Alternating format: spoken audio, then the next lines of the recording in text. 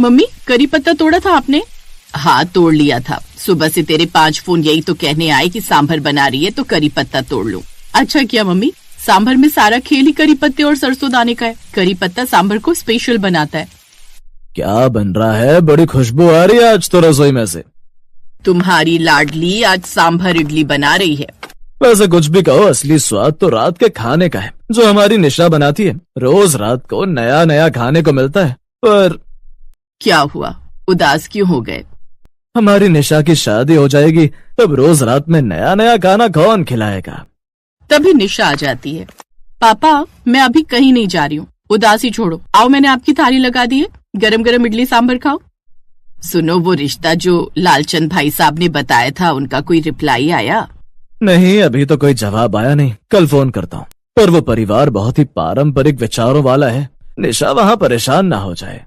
लड़का अच्छा है तो बुराई ही क्या है। और मुझे यकीन है हमारी निशा जहाँ भी जाएगी अपने प्यार और मिलनसार स्वभाव से सबको अपना बना लेगी। निशा को खाना बनाने का बहुत शौक था। दिन में तो वो ऑफिस चली जाती थी, पर रात में वो अपनी पसंद का खाना ही बनाती थी।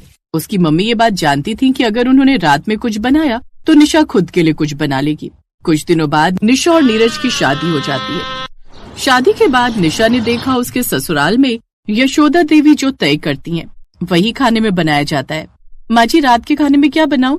दाल चावल और टमाटर की चटनी बना लो। निशा बहू, आज से तुम भी वर्षा के साथ रसोई में हाथ बटा लो। अब तो तुम्हारी शादी को 1.25 महीने से ऊपर हो गया है और तुम पूछ भी रही थी कि कब खाना बना पाओगी, तो आज रात के खाने से ही शुरुआत कर लो। थैंक यू माँ जी। फिर तो मैं सोच रही थी आज खाने में दाल चावल की जगह कुछ और नया बनाया जाए। मम्मी के घर जब मैं जॉब करती थी तो रात के खाने की जिम्मेदारी मेरी होती थी।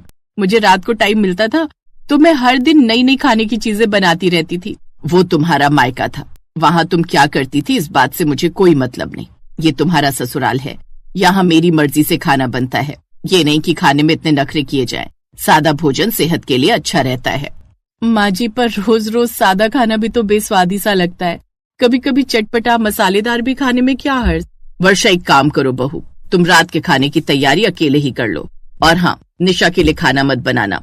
अब से निशा अपने लिए रात का खाना खुद बनाया करेगी। पर मैंने तो ऐसा कुछ बोल दिया ना। अब से तुम अपने लिए रात का खाना खुद बनाया करो, वरना बोलोगी कि हमने तुम्हारी इच्छाओं को मार दिया। हमें ये नहीं सुनना। निशा, भी चुप हो जाओ, वरना तुम माँ जी का गुस्सा नहीं जानती हो। अभी तो खाना अलग बनाने को कहा है, ज्यादा बोली तो रसोई अलग करने में उन्हें देर नहीं लगेगी। पर भाभी, ये तो। निशा का मन उदास हो गया। उसे अपने मायके के वो पल याद आने लगे जब वो रात का खाना बनाती थी तो उसके मम्मी पापा और भाई उंगलियां चाट चाट कर खाते थे। रात को जेठानी ने खाना बनाया और सब डाइनिंग टेबल पर खाना खाने बैठ गए। रसोई की तरफ कहाँ देख रहा है? कुछ नहीं माँ, बस खाने पर ध्यान दो। खाना खाते समय इधर उधर ध्यान नहीं होना चाहिए।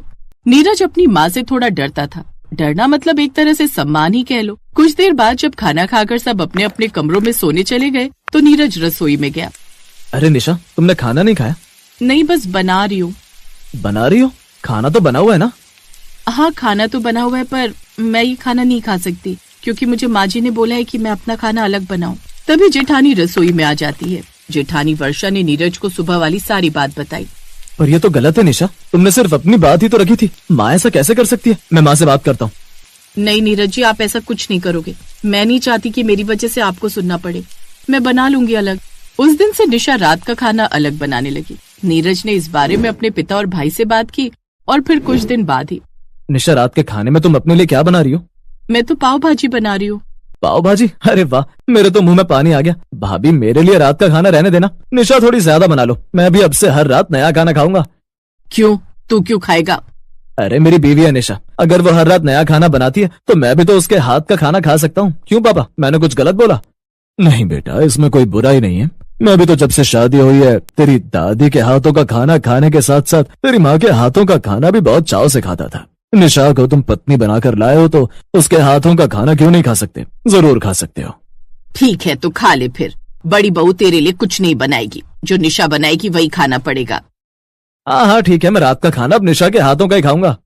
निशा को थोड़ी खुशी भी मिली और थोड़ा दुख भी हुआ कि वो ऐसा नहीं चाहती थी कि रिश्तों को बांट दे, पर उसकी सास ऐसा करने पर मजबूर कर रही थी।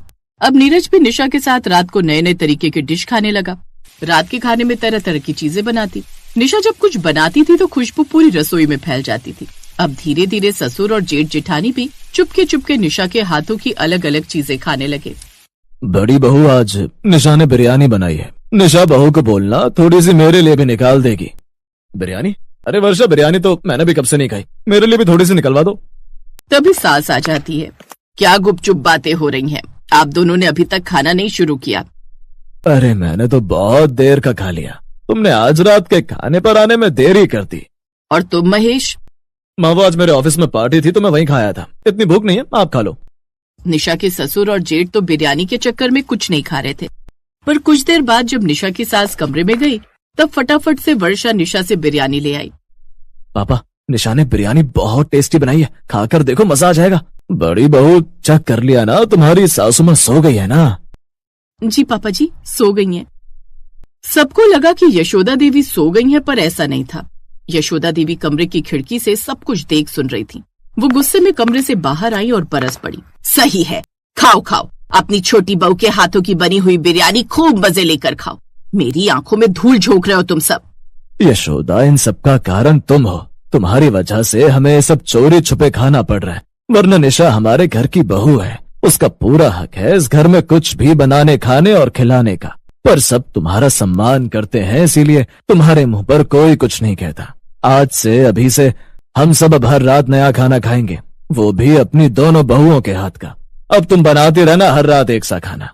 तुमने तो निशा बहू को इतनी बड़ी सजा दे दी, वो भी इतनी सी बात के लिए कि हर रात नया खाना बनाती है। अरे तो इसमें बुराई क्या है? माँ जी, मैं ये सब नहीं चाहती। मैं इस घर में प्यार बांटने आई थी, खाना और रिश्ते बांटने नहीं।